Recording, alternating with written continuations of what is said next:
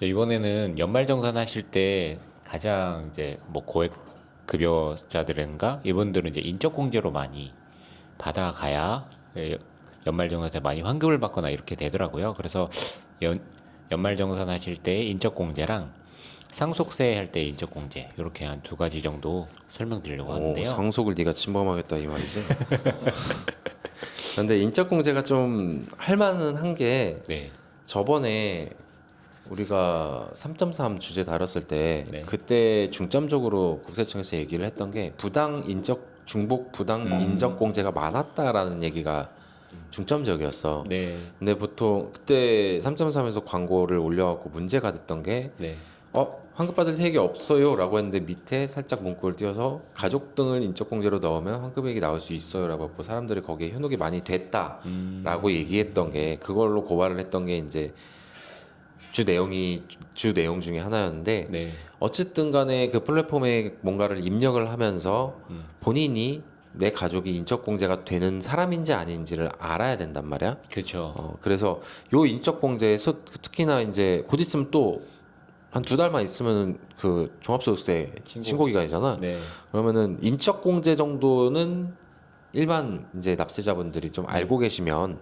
좋지 않을까라는 생각도 들어. 조금 추가를 하면은 다른 이제 개별적인 뭐 의료비나 교육비나 이런 공제들은 뭐 매년 이제 검증하는 시스템이 없는 것 같아요. 좀 추정컨대. 근데 국세청 보도자료를 보면은 부당공제나 중복공제에 대해서는 중점 관리 대상으로 관리하고 있다고 아예 명시적으로 나와 있어요. 이거는 매년 시스템으로 걸러주기 때문에 이거는 좀 중요한 것 같아. 인적공제는 뭐 그냥 금방 나오죠. 이런 건 시스템으로. 그래서 이번에는 이제 인적공제에 대해서 좀 알아보려고 하는데요. 일단 첫 번째 이제 본인 무조건 공제됩니다. 뭐 본인 이제 150만 원 본인 무조건 공제되고요. 그다음에 배우자 같은 경우에는 보통 이제 나이 요건과 소득 요건 두 가지가 있는데 소득 요건 봐요.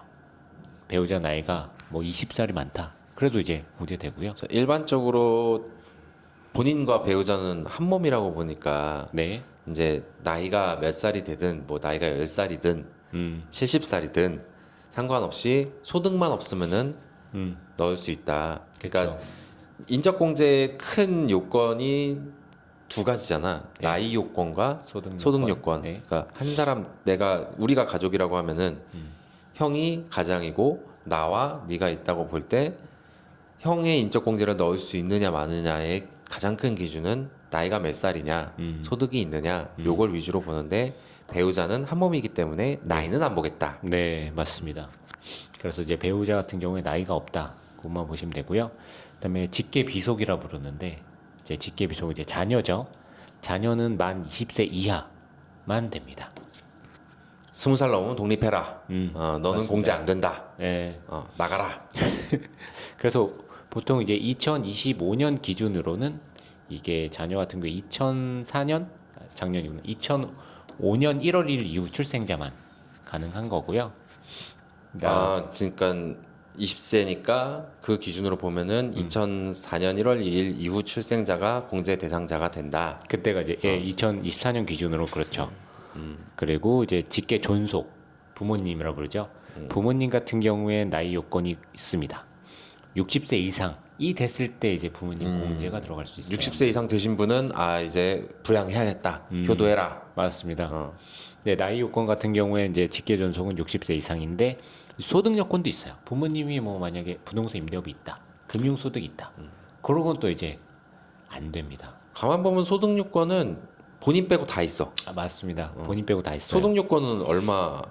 그것 좀 얘기해 주지. 소득 요건 같은 경우에는 급여로 치면은 총급여가 500만 원인데요. 그 500만 원을 이제 소득 금액으로 하면 이렇게 100만 원이 돼요. 근데 소득 금액의 개념은 사실 납세자분들이 익숙하지가 않으니까. 그렇죠. 그러니까 아까 1,500만 원 정도 된다라고 얘기했던 게 네. 세전 기준으로 얘기하는 거지. 아니요. 총급여가 500. 총급여. 그러니까 네. 총급여가 500이라는 건 세전급여가 500이라는 거잖아. 맞습니다. 500만 원. 1년에 1년에 500만 원 이상 벌면 소득 요건을 충족할 수 없다. 네. 그러니까 맞습니다. 기본적으로 아까 60세 이상의 부모나 20세 이하의 이하의 자녀. 자녀인 네. 경우에도 1년에 500만 원 이상 벌면 그 부양가족으로 넣을 수 없다. 네, 맞습니다.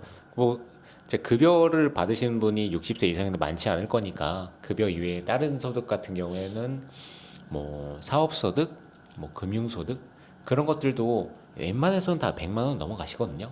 그러니까 소득이 있으면 못 받는다고 보시면 돼요. 이게 소득 요건이 좀 중요한 게 네. 그래도 뭐 어머니 아버지께서 일을 하신다. 네. 근데 일을 하시는 거는 자녀된 입장에서 쉽게 알 수 있어. 근데 부모님이 갑자기 나도 모르게 뭐 아파트를 파셨다.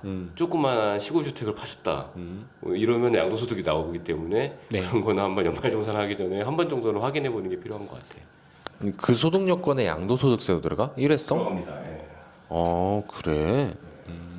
그 뭐 연금 같은 것도 어떤 건 들어가고 또 어떤 건 안 들어가고 막 그러더라고요. 네. 그러니까 요즘에는 조금 드물어졌는데 연금도 뭐 2001년 이전 2000년대 뭐 초중반에 퇴직하신 분들은 대부분 연금을 아마 재직 중에 불입을 하시는데 그게 2000년대 초반에 끝났을 거예요. 그러면은 그런 부분들은 또 요 소득에는 안 들어가. 그러니까 아무리 많이 받아도 소득에 여기서 규정하는 소득 요건에 해당되지가 않기 때문에 결론적으로는 인적공제를 받는데 이상이 없습니다. 그래서 한 번 정도는 그거를 공무원 연금공단이나 뭐 국민 그 연금공단에서 확인해주는 메뉴들이 있으니까 확인해 보는 작업이 필요합니다. 그 연금을 많이 받더라도 2001년 이전에 불입을 완납했다면 그걸 확인해서 이제 확인 받았으면 할 수 있겠네요. 공제가 가능하다. 그 이후의 사람들은 안 되고. 그게 좀 허술한 게 이거를 모르고 있다가 내가 이제 부모님 인적공제 받을 수 있어라고 알게 되는데 그걸 5년치를 한꺼번에 환급 신청을 경정 청구를 하면은 이것도 금액이 꽤 큽니다. 그래서 한 번 정도 확인해 보실 필요가 있어요. 사실 뭐 부양가족 연금 그래서 우리 엄마 아빠를 내가 못 넣는구나. 두 분이 연금 합치면 나보다 많이 벌기 때문에 두 분 다 공무원이셔갖고 공무원이셨었지. 네. 한 15년 전까지 일을 하셨으니까. 자, 그러면은 기본 공제에서 본인, 배우자, 그다음 부모님, 네. 존속, 네. 그리고 아들, 딸, 아들딸. 네. 비속까지는 솔직히 흔한 경우고 네. 가장 일반적인 경우고 네. 이제 뭐 다른 형제자매라든가 위탁아동 이런 것도 있는데 네. 사실 요거까지는 굳이 알지 않아도 되지 않을까. 그쵸, 왜냐하면 맞습니다. 흔한 경우가 아니니까 요런 경우에 해당하시는 분들은 죄송하지만 다시 한번 찾아보시는 게 좋을 것 같고 네. 어쨌든 우리는 일반적인 걸 먼저 다뤄야 되는데 네. 이거 말고도 추가 공제가 있잖아. 네. 추가 공제 같은 경우에 일단 기본적으로 기본공제 대상자가 되어야 돼요. 그래 된 그게 전제 상태에서 조건이라는 거죠? 네, 맞습니다. 기본공제 대상자 중에 이런 요건이 되면 추가로 공제를 해주는 건데 첫 번째 이제 장애인 같은 경우에는 기본공제 대상자 중 장애인 등록증이 있으면 추가로 공제를 해줍니다. 급수는 따지지 않고. 네, 장애인 등록증만 있으면 돼요. 급수는 따로 없었어요. 그래서 요 장애인 공제 같은 경우 200만 원 추가로 이제 공제해주죠. 이게 장애인 요건을 보면은 세법상 장애인이 있고 그 보건복지 쪽이지 복지법상 장애인이 있어. 복지법상 장애인은 뭐 네. 무지도 따지지도 않고 무조건 해주는 거고 당연히. 세법상 장애인은 사실 복지에 관련된 장애인보다는 조금 정도가 낮은 경우가 많아. 이거는 병원에 가서 한 번 정도 내가 세법상 장애인으로 병원에서 끊어주는 발급해주는 그 인정해주는 서류가 있으니까 그게 발급이 가능한지 한번 확인해 보셔야 될 것 같습니다. 그런 게 있구나. 세법상 장애인의 예시를 하나 들어줄래요? 그게 뭔데? 나 처음 들어봤는데. 뭐 복지법상 장애인은 보통 뭐 거동이 어렵거나 실제 우리가 흔히 쉽게 되게 약간 좀 중증의 장애를 보통 말하는 경우가 많고 세법상 장애인은 그게 아니라 뭐 귀가 조금 잘 안 들린다 이런 경우에도 세법상 장애인 인정해 주는 경우들이 있더라고. 그럼 한번 그거는 병원에서 서류가 발급 가능한지 한번 확인해 보는 게 좋을 것 같습니다. 본인도 모르고 넘어가는 경우가 있을 수 있겠네. 그렇구나. 그거 한번 체크해 보면은 좀 좋겠다. 네. 그래서 이제 경로 우대 공제, 장애인 공제, 그다음에 한부모 공제라고 부모님, 그러니까 내가 부모님 같은 경우에 부모 또는 뭐 한 명만 있으면 그걸 또 공제 추가를 해줍니다. 그다음에 마지막으로 부녀자 공제로 가서 와이프가 이제 세대줄 때 있죠. 그런 경우에 또 공제를 50만 원도 해주고요. 이런 거는 이제 부녀용제는 잘 모르고 지나가신 경우가 많은데 부녀자 공제도 꼭 챙겼으면 좋을 것 같아요. 부녀부녀 공제는 근데 아까 얘기했는데 배우자가 있어도 해주는 거네요. 그러면. 맞습니다. 부양가족의 그러니까 우리가 흔히 가장 그러면은 아버님 생각하는데 가장이 어머니인 경우에 부녀자 공제가 들어간다.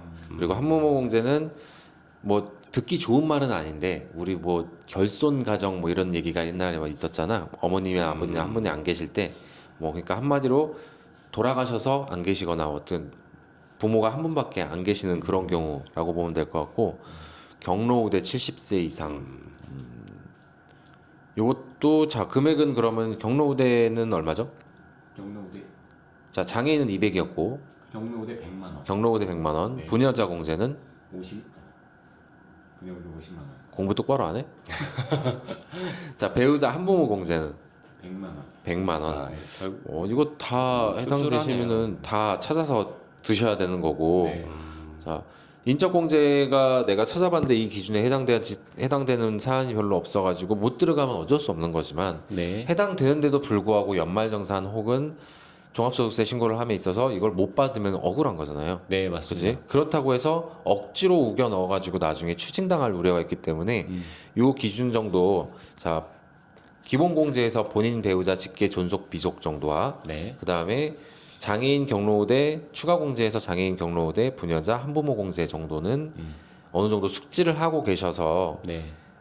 공제받을 때 부당한 불이익을 받거나 아니면은 몰라서 손해를 보거나 하는 일은 네. 없었으면 좋겠다 네, 맞습니다. 하는 취지에서 요런 컨텐츠를 마련을 했고 자 상속세 상속세는 인적 공제 제 전문 분야가 아니라서 간략하게만 설명드리는데 나와버리를 확실히 하네. 침범했어. 저희가 이제 공제하니까 보통 생각나던 게 연말정산이랑 상속세 두 가지였거든요. 그래서 이제 상속세를 약간 다뤄봤는데 보통 이제 상속세는 10억까지 있으면 세금이 없다. 요건 거의 다 많이들 아시더라고요. 근데 왜 10억이 형성되는지에 대해서 좀 설명드리려고 하는데 일단 상속 재산을 받는 분들이죠. 상속인이 자녀와 배우자가 두 명이 꼭 있어야 10억까지 꽉 차서 공제를 받을 수 있는 거. 이건 맞죠? 야 네가 준비했잖아. 네, 제가 알기로는 그렇게 이게 상속 공제를 얘가 왜 넣었나 나는 살짝 의문이 들었는데 사실 상속 공제는 우리가 일반적으로는 10억까지 부모가 양부모가 다 살아계시고 그중 한 분이 돌아가셨을 때 10억까지는 비과세다라고 네. 알고 있는 그게 맞아요. 근데 그 10억이 어떻게 이루어지냐면은 배우자한테는 기본적으로 5억까지가 공제가 되고 네. 배우자가 받아가는 재산에 따라서 한도는 있지만 30억까지 최대 공제가 돼. 배우자 한 사람에 대한 것만. 근데 나머지 사람들도 있잖아. 네. 그래서 일반 기초공제라고 해가지고 2억까지는 그냥 기본적으로 공제를 해줘. 네. 거기에 이제 자녀 공제, 미성년자 공제, 뭐 연로자 공제 해서 이제 위에 인적 공제처럼 상속세에도 인적 공제라는 게 있어서 네. 뭐 자녀 수익 1인당 5천만 원. 지금 작년에 상속세 개정 이슈가 한참 나왔기 때문에 이거 많이 들어보셨을 거예요. 네. 5천만 원 자녀 수 1인당 5천만 원. 원까지는 그거죠. 해주는데 네. 솔직히 자녀 수로 아까 자 10억이라고 봤을 때 5억은 배우자분, 2억은 기초공제, 그럼 3억을 자녀 수로 채우려면 6명이 있어야 돼. 이게 언제적 얘기야. 지금 6명 낳는 집이 얼마나 돼. 네. 뭐 저기 뭐냐 설날 땐가 뭐 다자녀 다문화 가정들 나와서 이렇게 막 노래하고 그 노래 같은 거 해서 경연한 거 봤는데 거기에는 뭐 10명도 있더만. 근데 일반적인 대한민국 젊은이들은 1명, 2명 이상 잘 안 낳아. 그리고 맞습니다. 낳아도 감당이 안 돼. 네. 솔직히 우리나라가 애를 많이 낳고 살기 좋은 나라는 아니라는 네, 그런 게 있는데 어쨌든 그러면은 자녀수 2명이라고 한다면 그럼 인적공제는 못 받는 거잖아. 네.